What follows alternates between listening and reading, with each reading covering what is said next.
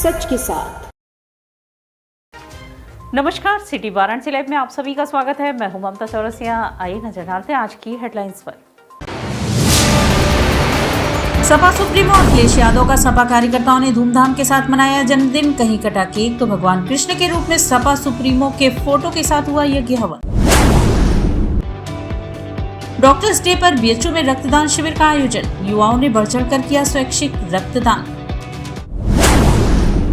संपूर्णानंद संस्कृत विश्वविद्यालय में मार्क्सवाद और राम राज्य विषयक राष्ट्रीय संगोष्ठी एवं व्याख्यान विमर्श का हुआ आयोजन। और इंश्योरेंस पॉलिसी के नाम पर 12.5 लाख की साइबर ठगी का खुलासा। 5 आरोपियों को पुलिस ने दरबोरा। और अब खबरें विस्तार से। जिला मुख्यालय पर सपा प्रमुख अखिलेश यादव का 53वां जन्मदिन 53 पौधे लगाकर और 53 किलो का केक काटकर धूमधाम से मनाया गया। समाजवादी पार्टी के राष्ट्रीय अध्यक्ष अखिलेश यादव का 53वां जन्मदिन बुधवार को वाराणसी में उत्साह और हर्षोल्लास के साथ मनाया गया। शहर के विभिन्न स्थानों पर उनके समर्थन में पोस्टर बैनर लगाए गए, जिनमें कहीं उन्हें अर्जुन तो कहीं भगवान श्री कृष्ण के रूप में दर्शाया गया। इसी क्रम में वाराणसी कचहरी परिसर में समाजवादी पार्टी के स्नातक एमएलसी आशुतोष सिंह एवं जिलाध्यक्ष सुजीत यादव लक्कड़ के नेतृत्व में अधिवक्ताओं के साथ अखिलेश यादव का जन्मदिन मनाया गया। इस अवसर पर 53 किलो का केक काटकर सभी ने एक दूसरे को शुभकामनाएं दी। साथ ही पर्यावरण संरक्षण का संदेश देते हुए कचहरी परिसर में 53 पौधे भी लगाए गए। मीडिया से बातचीत करते हुए स्नातक एमएलसी आशुतोष सिंह ने कहा कि आज पीडीए के महानायक एवं समाजवादी पार्टी के राष्ट्रीय अध्यक्ष अखिलेश यादव के 53वें जन्मदिवस के अवसर पर अधिवक्ता साथियों के साथ यह कार्यक्रम आयोजित किया गया है। उन्होंने कहा कि समाजवादी पार्टी की सरकारों ने हमेशा अधिवक्ताओं के हितों को प्राथमिकता दी है। नेताजी मुलायम सिंह यादव और अखिलेश यादव के नेतृत्व में अधिवक्ताओं के कल्याण के लिए अनेक योजनाएं संचालित की गईं। उन्होंने कहा कि अखिलेश यादव के जन्मदिन को यादगार बनाने के लिए 53 किलो का केक काटा गया और 53 पौधे लगाकर पर्यावरण संरक्षण का संदेश भी दिया गया।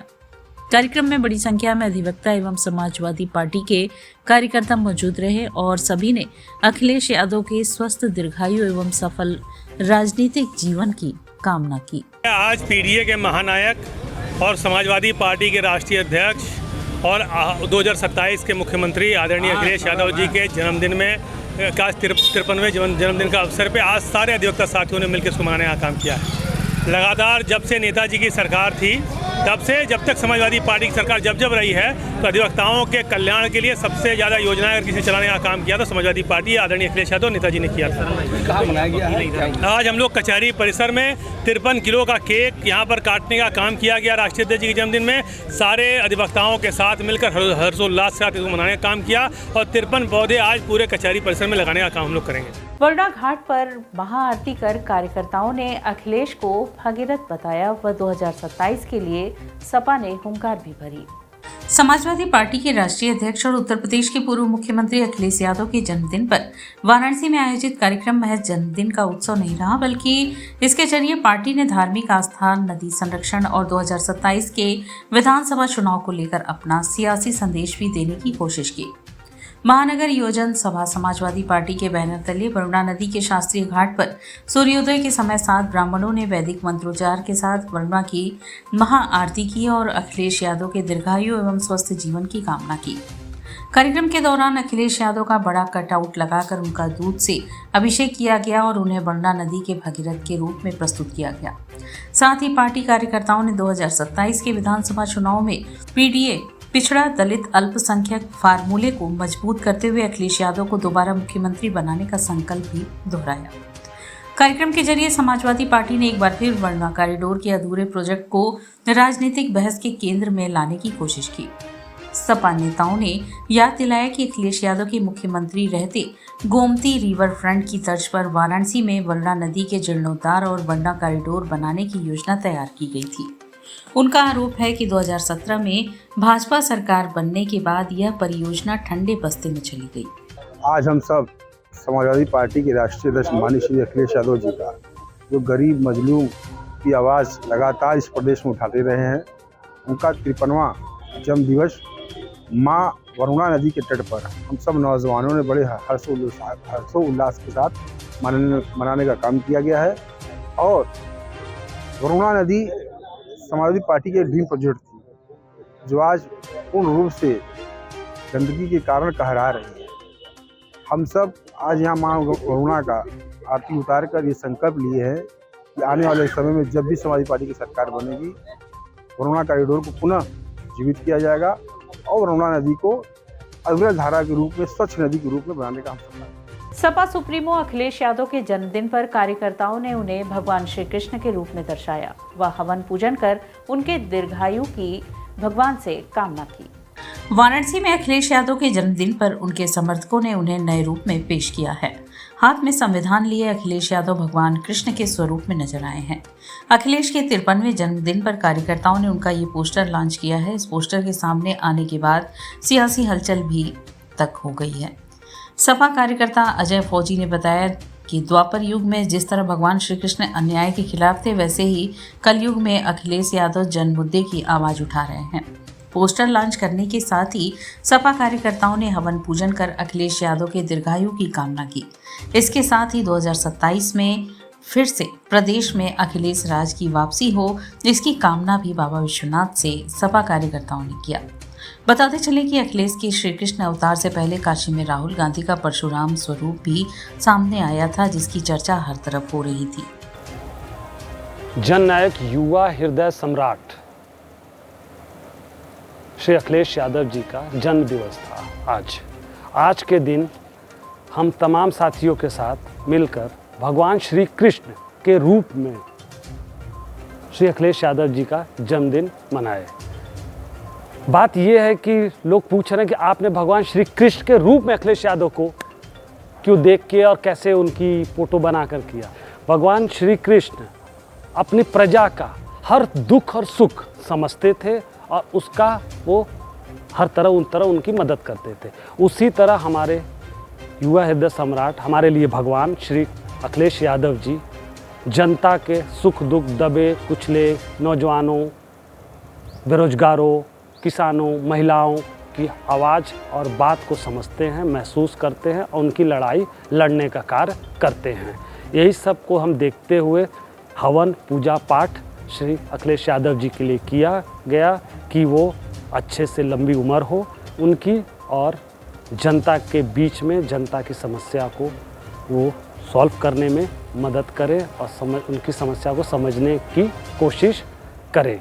सबसे बड़ी चीज़ ये है कि आज का दौर जो तानाशाही हिटलरशाही सरकार चला रही है, उस सरकार के खिलाफ अगर खुल के अगर कोई बोल रहा है तो माननीय श्री अखिलेश यादव जी बोल रहे। दाल मंडी चौड़ीकरण अभियान के तहत 5 मस्जिदों में ध्वस्तीकरण की प्रक्रिया शुरू हो चुकी है। दाल मंडी सड़क चौड़ीकरण परियोजना के तहत बुधवार को 6 धार्मिक स्थलों में शामिल 5 मस्जिदों के ध्वस्तीकरण की प्रक्रिया शुरू कर दी गई। सुबह करीब 7 बजे से शुरू हुई कार्रवाई के दौरान मस्जिद प्रबंधक की ओर से स्वयं ध्वस्तीकरण कराया गया। प्रशासन के अनुसार यह कार्यवाही आपसी सहमति और आवश्यक औपचारिकताएं पूरी होने के बाद की जा रही है।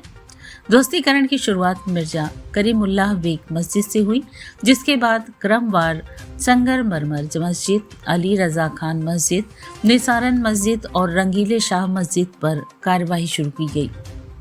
दाल मंडी चौड़ीकरण योजना के दायरे में कुल 181 मकान और 6 मस्जिदें शामिल हैं।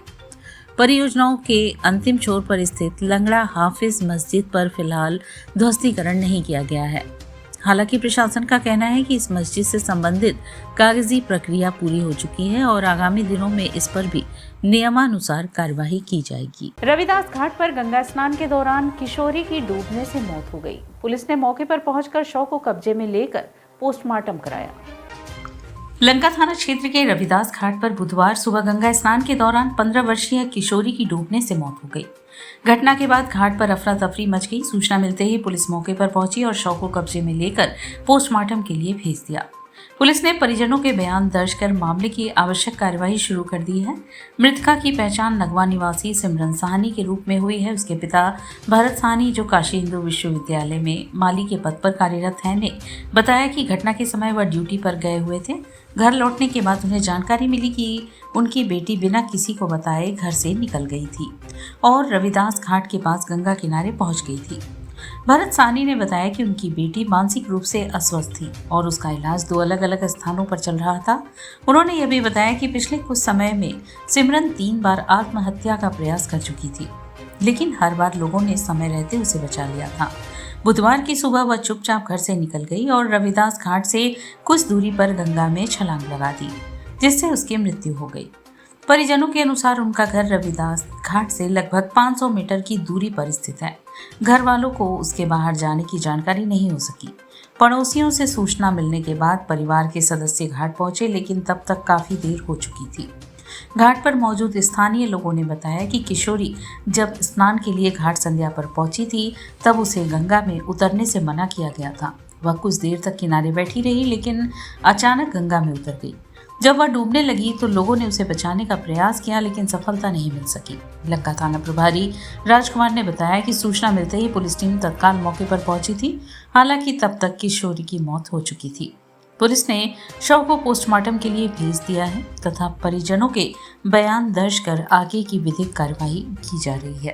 बिना बताए घर से निकल गई। कितने बजे? और ये तकरीबन 9:30 बजे का। क्या नाम है लड़की? लड़की का नाम सिमरन है, सिमरन साहनी। क्या हुआ? वो इसी तरह से निकल जाती थी बराबर, कई बार घर से 3-4 बार बाहर जा जाके ऐसे अपने नहाने लगती थी। वो थोड़ा डिस्टर्ब थी मेंटल, मतलब वो कुछ समझ नहीं पाती थी बहुत सारे बातों को। फिर क्या हुआ? फिर वो जो है कि अपना घर से निकली और मतलब किसी को पता ही नहीं चला। वो जा कर के अपना नहाने वहाने लगी तो वहीं डूब गए। तो अगल बगल के लोग देखे हैं। घाट पे गई थी लड़की? ये नगवा में ही है, नगवा रविदास घाट से थोड़ा सा पहले नगवा। आपको कैसे जानकारी हुई कि लड़की एक्सपायर हो गई है? हम लोग को जानकारी हुआ दूसरे के माध्यम से। जो पड़ोसी हैं वो लोग दौड़ करके गए हैं। जब वहाँ देखे तो वो डूब चुकी थी। उसको निकाले हैं बाहर निकालने के बाद जो है एम्बुलेंस आया। एम्बुलेंस पे फिर लेकर के ट्रामा सेंटर आया गया। संपूर्णानंद संस्कृत विश्वविद्यालय में मार्क्सवाद और रामराज्य विषयक राष्ट्रीय संगोष्ठी एवं व्याख्यान विमर्श का समापन हुआ।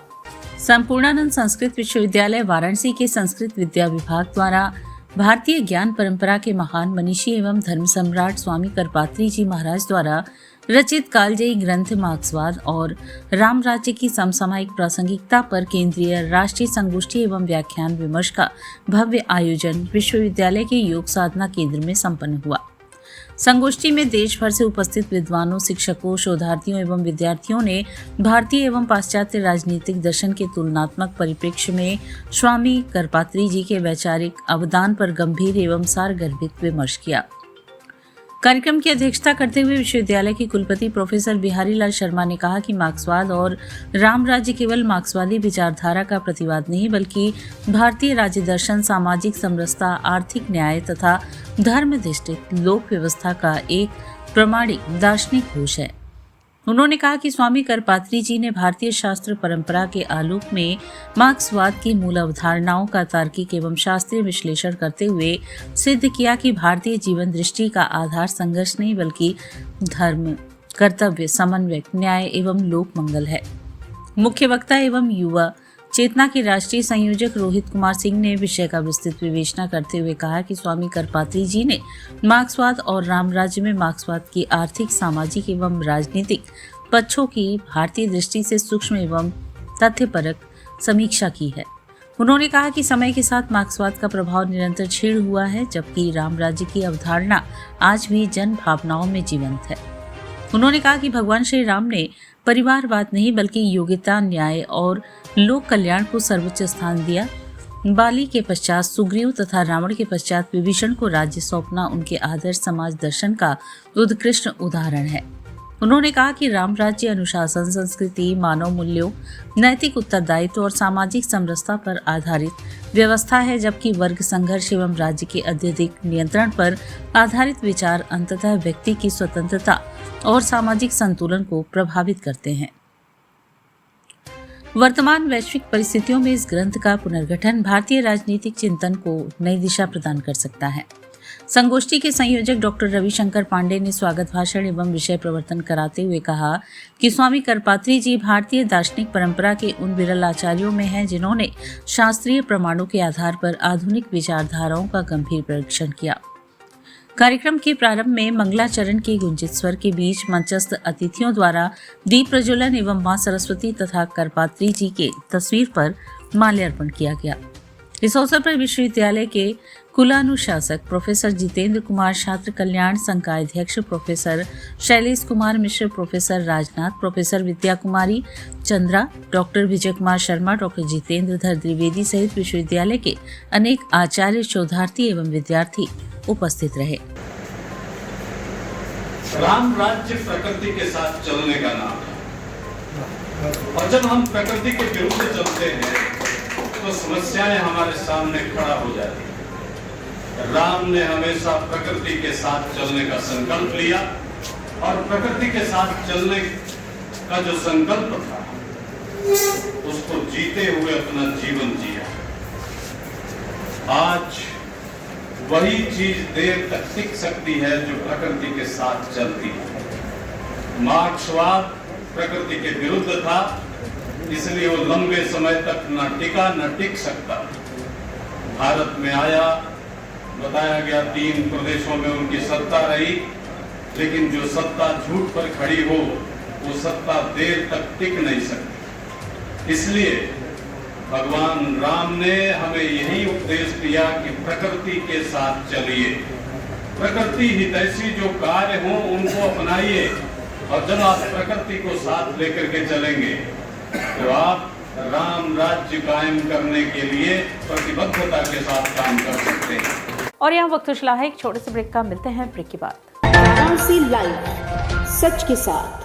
स्वामी हरसिवानंद पब्लिक स्कूल छात्र छात्राओं हेतु वातानुकूलित छात्रावास की सुविधा, हरतिमा युक्त खेल का मैदान, इंडोर गेम आउटडोर गेम की सुविधा, जिम, योगा, ध्यान की विशेष कक्षा, एनसीसी एबीसी सर्टिफिकेट तथा करियर काउंसलिंग की सुविधा, विज्ञान कला तथा कॉमर्स के साथ वैकल्पिक विषयों की एक लंबी श्रृंखला, कम फीस में उत्कृष्टतम अध्ययन की व्यवस्था, शहर के सभी क्षेत्रों में बस की सुविधा, विज्ञान, कंप्यूटर तथा सभी आधुनिकतम प्रयोगशाला उपलब्ध, audio video classes. Swami Harsivanand public school and hostel, शिक्षण समूह शाखाएं Garhwa Ghat, Ramna, Varanasi. Phone number 9554995413, Jagatganj Varanasi. Phone number 7408457111, Vanpurwa, Ramna, Varanasi. Phone number 9554955412, railway station road, Churk, Sonbhadra. Phone number 7081109710, Marsada, Ghorawal, Sonbhadra. Phone number 954963199495 एवं Swami Harsivanand Mahavidyalaya, Churk, Sonbhadra. Phone number 7081109711।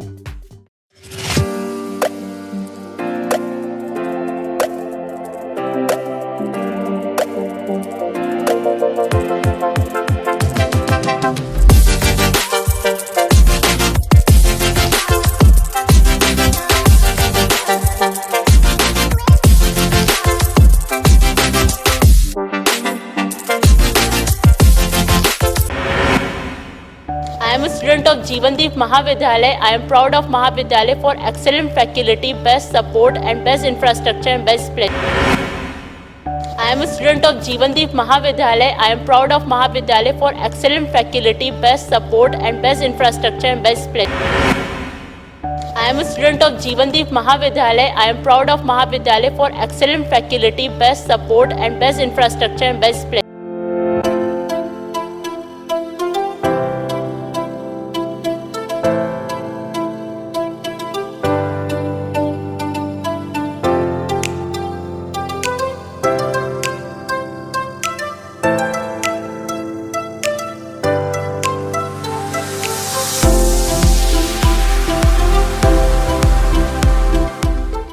A bright future starts with the right education.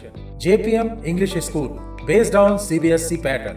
Admission open from pre-nursery to class 8. We provide high-quality education and expert guidance from experienced faculty. Spacious, calm and modern learning environment. A well-equipped computer lab. Modern science lab. Well-stocked library. Indoor games like chess, carom, Ludo, etc. And outdoor games like skating, basketball, badminton, cricket, etc. Special yoga classes for overall physical and mental growth. Special personality development classes. Regular dance classes.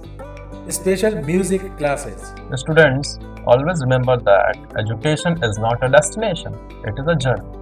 So never stop Keep pushing yourself to achieve your goals. Enroll today to JPM English School, Ganganagar Colony, Badaun, Varanasi. Call us at 700-7655-355. हर माता पिता का सपना होता है अपने बच्चे को ऐसी शिक्षा देना जो सिर्फ किताबों तक सीमित ना हो, बल्कि उसे एक बेहतर इंसान बनाए।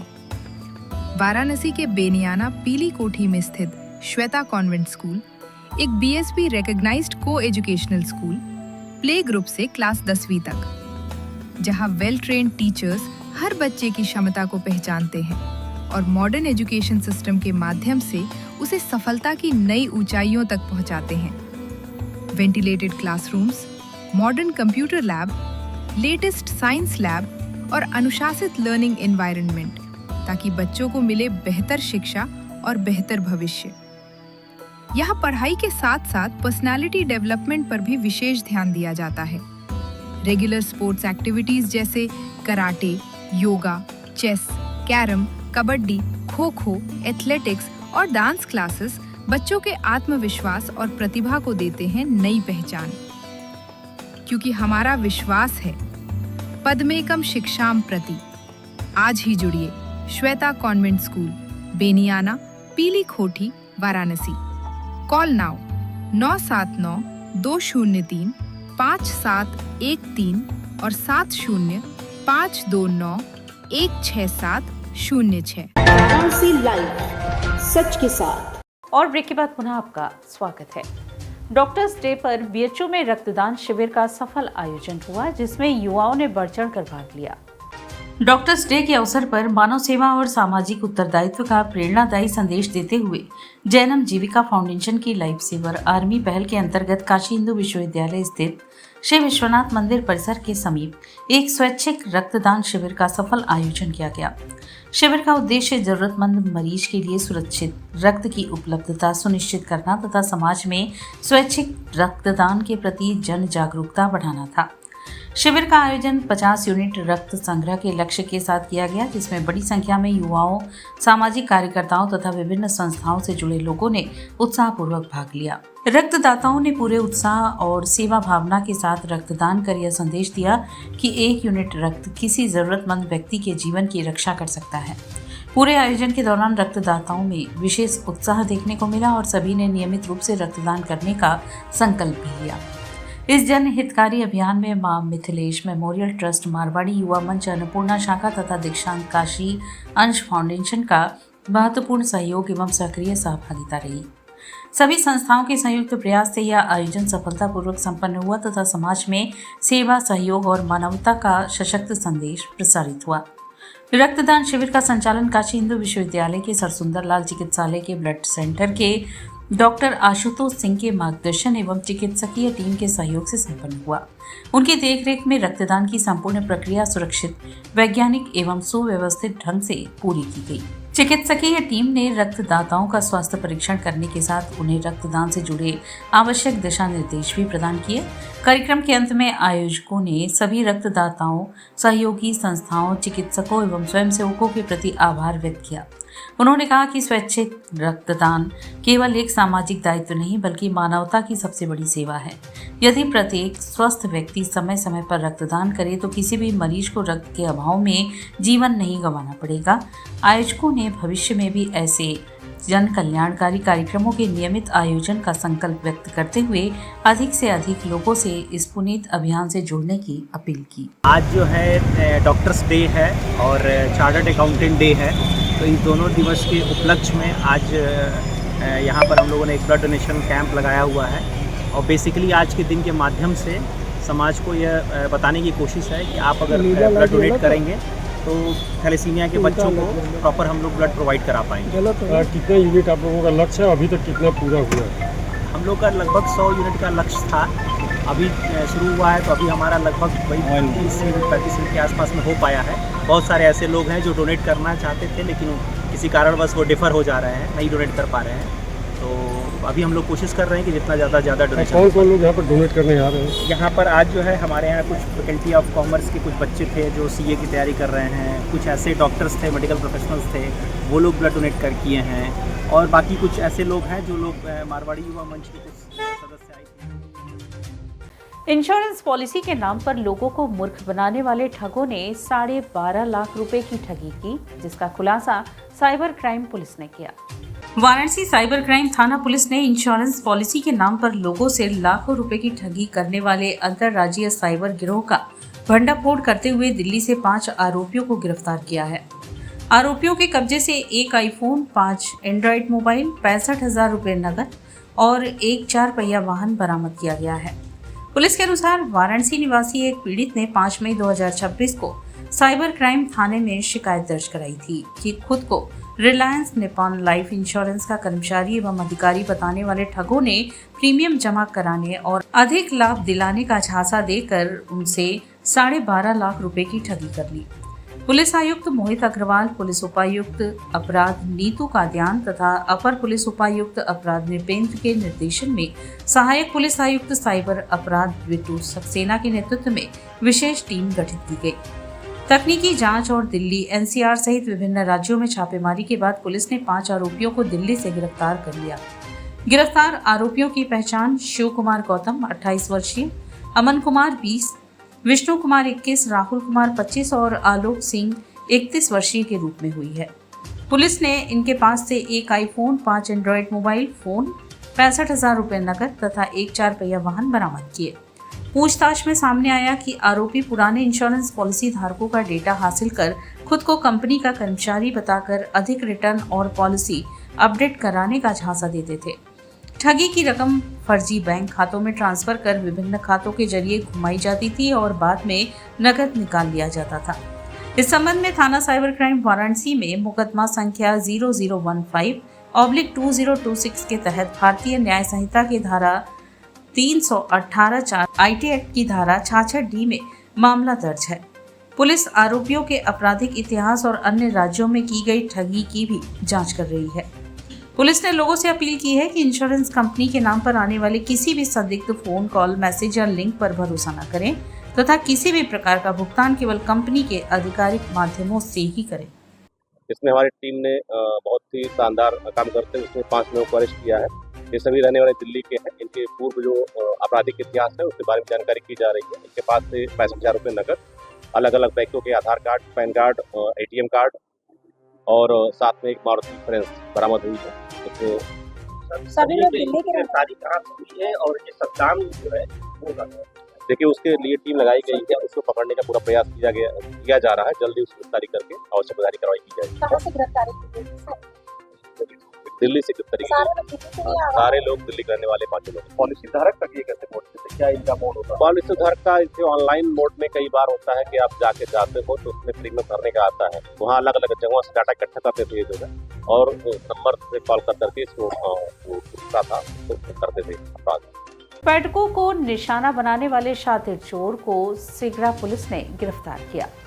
कैंट रेलवे स्टेशन और आसपास के रेलवे क्षेत्र में पर्यटकों एवं यात्रियों के मोबाइल फोन चोरी करने वाले एक शातिर चोर को सिगरा पुलिस ने बुधवार को गिरफ्तार कर लिया। पुलिस ने आरोपी की निशानदेही पर चोरी के 15 मोबाइल फोन बरामद किए हैं, जिनकी अनुमानित कीमत 2,20,000 रुपये बताई जा रही है। पुलिस के अनुसार 3 दिन पहले प्रयागराज निवासी गोविंद नारायण मिश्रा ने कैंट रेलवे स्टेशन के सामने स्थित फ्लाईओवर के नीचे से मोबाइल फोन चोरी होने की शिकायत दर्ज कराई थी। मामले की जांच के दौरान मालगोदाम रोड पर एक संदिग्ध युवक के होने की सूचना मिली, जिसके आधार पर पुलिस टीम ने घेराबंदी कर उसे गिरफ्तार कर लिया। इंस्पेक्टर शिवाकांत मिश्रा ने बताया कि गिरफ्तार आरोपी की पहचान मोहम्मद शमशाद निवासी बजैडीहा वाराणसी के रूप में हुई है। पूछताछ में आरोपी ने मजदूरी का हवाला देते हुए चोरी के मोबाइल फोन राहगीरों को बेचने की बात स्वीकार की। कार्यवाही में चौकी प्रभारी विकास सिंह, उप निरीक्षक प्रशांत कुमार वैद तथा उप निरीक्षक दुर्गा प्रसाद सहित पुलिस टीम की महत्वपूर्ण भूमिका रही।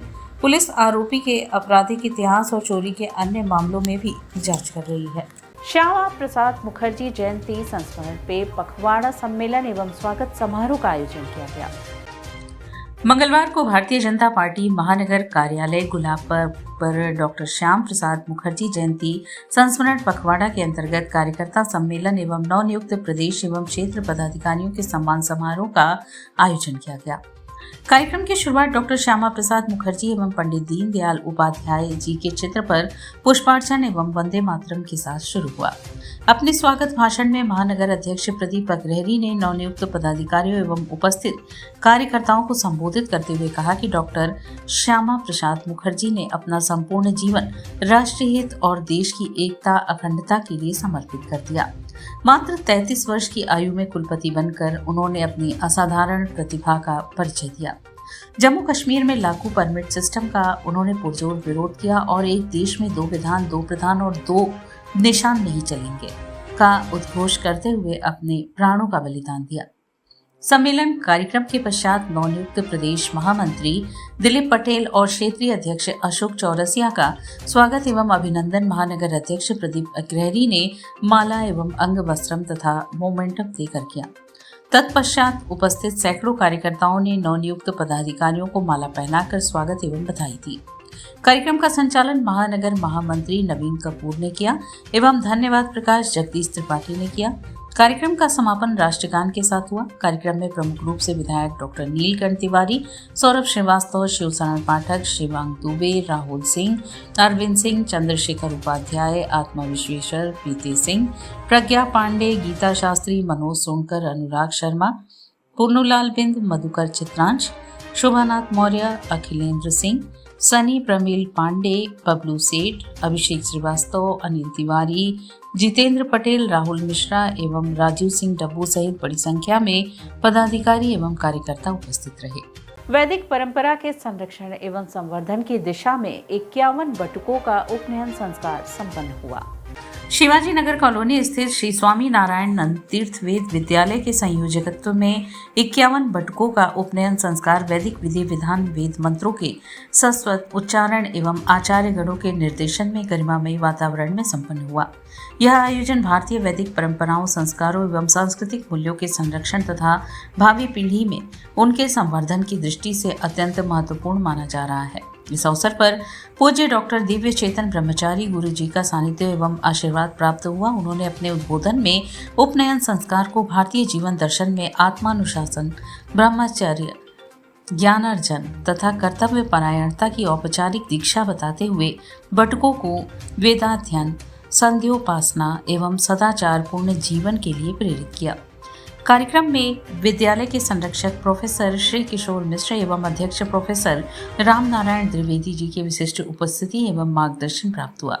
जिसके प्रबंधन समिति के सदस्य सुनील पाठक, मदन मोहन पांडे, दुष्यंत मिश्र, घनश्याम मिश्र, बब्बन चौबे तथा विद्यालयी आचार्य डॉक्टर जयंत पति त्रिपाठी, शिवादत्त त्रिवेदी, शंकर प्रसाद गौतम, अमित कुमार पांडे, रघुवर प्रसाद शुक्ल, योगेश तिवारी, विपुल शुक्ला, अजय अवस्थी, अवनीश त्रिवेदी, श्रीनिवास इनामदार, अमरेश चंद्र पांडे, पंकज दुबे, मनीष शंकर दुबे, स्मिता दुबे तथा सीता भट्ट तथा क्षेत्रीय सभासद महेंद्र पटेल सहित अनेक गणमान्य नागरिकों एवं शिक्षाविदों ने अपनी गरिमामयी उपस्थिति से कार्यक्रम की शोभा बढ़ाई। उपनयन संस्कार के उपरांत बटुकों को वैदिक अध्ययन, आचार व्यवहार की सुचिता, गुरु सेवा, राष्ट्र एवं समाज के प्रति उत्तरदायित्व तथा सनातन सांस्कृतिक परंपराओं के संरक्षण एवं संवर्धन का संकल्प दिलाया गया। आए हुए अतिथियों का स्वागत स्वामी लखन स्वरूप ब्रह्मचारी ने किया। डॉक्टर वरुणेश चंद्र दीक्षित ने इस अवसर पर उपस्थित सभी अतिथियों, अभिभावकों एवं सहयोगियों के प्रति आभार व्यक्त करते हुए भविष्य में भी भारतीय ज्ञान परंपरा एवं वैदिक संस्कारों के संवर्धन हेतु ऐसे आयोजनों के निरंतर संचालन का संकल्प व्यक्त किया। यहाँ पर उपनयन संस्कार होने जा रहा है और यहाँ पर देश के विभिन्न भागों से विद्यार्थी पधारे हुए हैं। जो परीक्षाएं हुई थी जो है वेद पढ़ने के लिए, तो वेद पढ़ने के पूर्व जो है संस्कार अत्यंत आवश्यक है। बिना जो है उपनयन संस्कार के वेद अध्ययन करने का अधिकार प्राप्त नहीं होता है। तो इसलिए जो है जो पास हुए विद्यार्थी तो उनका उपनयन संस्कार यहाँ पर हो रहा है। तो 51 बटुक जो है यहाँ पर पधारे हैं और विभिन्न प्रांतों से आए हुए सबका संस्कार चल रहा है। पर्यावरण श्री अनिल कुमार सिंह के नेतृत्व में वन महोत्सव का शुभारंभ हुआ। प्रकृति एवं पर्यावरण संरक्षण के प्रति जन जागरूकता बढ़ाने के उद्देश्य से 1 जुलाई से 7 जुलाई तक मनाए जा रहे वन महोत्सव के अंतर्गत वीनस महिला महाविद्यालय में पर्यावरण ऋषि अनिल कुमार सिंह के नेतृत्व में भव्य वृक्षारोपण एवं जन जागरूकता कार्यक्रम का आयोजन किया गया। कार्यक्रम के मुख्य अतिथि वन संरक्षण वाराणसी रवि कुमार सिंह तथा विशिष्ट अतिथि प्रभागीय वन अधिकारी DFO निधि चौहान रहे। कार्यक्रम में वीनस महिला महाविद्यालय के प्रबंधक संदीप सिंह, HSSF के संयोजक मनोज कुमार, डिप्टी रेंजर राजकुमार गौतम, महाविद्यालय परिवार, शिक्षक शिक्षिकाएं, छात्राएं एवं गणमान्य नागरिक उपस्थित रहे। मुख्य अतिथि रवि कुमार सिंह ने कहा कि वन महोत्सव केवल पौधारोपण का कार्यक्रम नहीं बल्कि प्रकृति के प्रति हमारी जिम्मेदारी का उत्सव है। उन्होंने कहा कि वृक्ष मानव जीवन का आधार है और जलवायु परिवर्तन जैसी वैश्विक चुनौतियों से निपटने के लिए अधिक से अधिक वृक्षारोपण तथा उनका संरक्षण आवश्यक है। विशिष्ट अतिथि निधि चौहान ने विद्यार्थियों से अपने जीवन में कम से कम एक पौधा लगाने और उसकी नियमित देखभाल करने का आह्वान किया। इस अवसर पर सभी अतिथियों, छात्राओं एवं शिक्षिकाओं ने एक पेड़ मां के नाम तथा एक विद्यार्थी एक पौधा अभियान के अंतर्गत पौधारोपण किया और लगाए गए पौधों की नियमित देखभाल का संकल्प लिया। कार्यक्रम में पर्यावरण संरक्षण विषय पर भाषण, कविता, पोस्टर प्रतियोगिता एवं जागरूकता गतिविधियों का भी आयोजन किया गया। कार्यक्रम के अंत में सभी ने सामूहिक रूप से संकल्प लिया, पेड़ लगाएंगे, पेड़ बचाएंगे और धरती को हरा भरा बनाएंगे। 1 से 7 जुलाई को वन महोत्सव मनाया जा रहा है, तो हम सभी से यही अनुरोध करना चाहेंगे, जो भी वाराणसी जनपद के लोग हैं, बच्चे हैं, जो NGO से, सभी विभागों से हम यही अनुरोध करना चाहेंगे कि ज़्यादा से ज़्यादा पेड़ पौधे लगाएं और उससे भी ज़्यादा इम्पोर्टेंट है उसकी सुरक्षा में अपना योगदान दें। वर्ष जो है उत्तर प्रदेश सरकार जो है 35 करोड़ वृक्षारोपण का एक कार्यक्रम पूरे प्रदेश में चलाती है। इस वर्ष जो है इस कार्यक्रम को वृक्षारोपण महायज्ञ 2026 का नाम दिया गया है और इसके अंतर्गत कुल मिलाकर के 40 करोड़ पौधों का रोपण किया जाएगा। इसमें 5 करोड़ पौधों का रोपण जो है वो 5 जून को किया गया है और आगामी द्वितीय सप्ताह में तिथि निर्धारित होते ही हम लोग एक दिवस में 35 करोड़ वृक्षारोपण को करेंगे।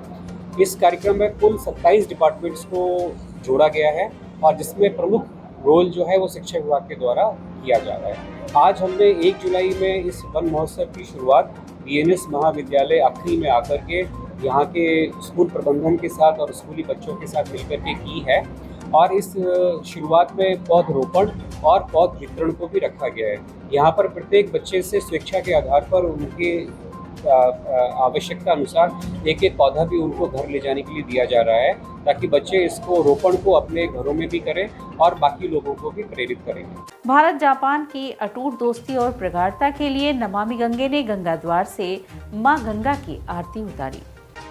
भारत और जापान के बीच व्यापार, निवेश, रक्षा और सेमीकंडक्टर सहित आर्थिक सुरक्षा के क्षेत्र में रणनीतिक साझेदारी को और मजबूत करने 1 जुलाई को नई दिल्ली द्विपक्षीय वार्ता हेतु पधार रही जापान की प्रधानमंत्री सनाए तकाइची के आगमन के अवसर पर बुधवार को नमामि गंगे ने श्री काशी विश्वनाथ धाम के गंगा द्वार पर भारत जापान की अटूट दोस्ती और प्रगाढ़ता के लिए बाबा श्री काशी विश्वनाथ और मां गंगा से आशीर्वाद मांगा।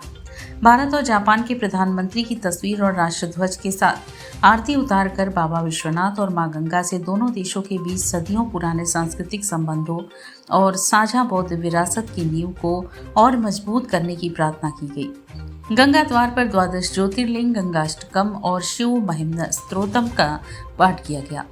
नमामि गंगे काशी क्षेत्र के संयोजक व नगर निगम के स्वच्छता ब्रांड एम्बेसडर राजेश शुक्ला ने इस अवसर पर कहा कि भारत और जापान के बीच की यह मैत्री केवल राजनीतिक या आर्थिक नहीं बल्कि सांस्कृतिक और आध्यात्मिक स्तर पर भी बहुत गहरी है। प्रधानमंत्री नरेंद्र मोदी के निमंत्रण पर जापान की प्रधानमंत्री सनाए तकाइची 16वें भारत जापान वार्षिक शिखर सम्मेलन के लिए 1 से 3 जुलाई 2026 को नई दिल्ली की आधिकारिक यात्रा करेंगी। यह शिखर सम्मेलन दोनों पक्षों को आपसी सहयोग के पूरे दायरे की समीक्षा करने और उसे मजबूत करने के साथ ही आपसी हित के क्षेत्रीय और वैश्विक मुद्दों पर विचारों का आदान प्रदान करने का अवसर प्रदान करेगा। इस यात्रा का मुख्य उद्देश्य दोनों देशों के बीच व्यापार, निवेश, रक्षा और सेमीकंडक्टर सहित आर्थिक सुरक्षा के क्षेत्रों में रणनीतिक साझेदारी को और मजबूत करना है। आयोजन के दौरान प्रमुख रूप से नमामि गंगे काशी क्षेत्र के संयोजक व नगर निगम के स्वच्छता ब्रांड एम्बेसडर राजेश शुक्ला, विश्वनाथ दुबे, पार्वती दुबे, गंगा मिश्रा, गणेश वर्मा, अन्नपूर्णा सिंह आदि उपस्थित रहे। 1 से 3 जुलाई तक नई दिल्ली में द्विपक्षीय वार्ता होगी और इस वार्ता में भारत और जापान के जो सामरिक संबंध है, सांस्कृतिक संबंध है, जो बौद्ध जो एक साझा संस्कृति है, उसकी प्रगाढ़ता के लिए हमने यहाँ काशी विश्वनाथ धाम के गंगा द्वार पर माँ गंगा और बाबा विश्वनाथ की आरती उतारकर उनसे आशीर्वाद मांगा है कि भारत जापान की जो एक प्रगाढ़ मित्रता है वो सदैव अटूट रहे। और इसी के साथ सिटी वाराणसी लाइव का यह प्रसारण ही समाप्त होता है। ममता चौरसिया को दे इजाजत। नमस्कार।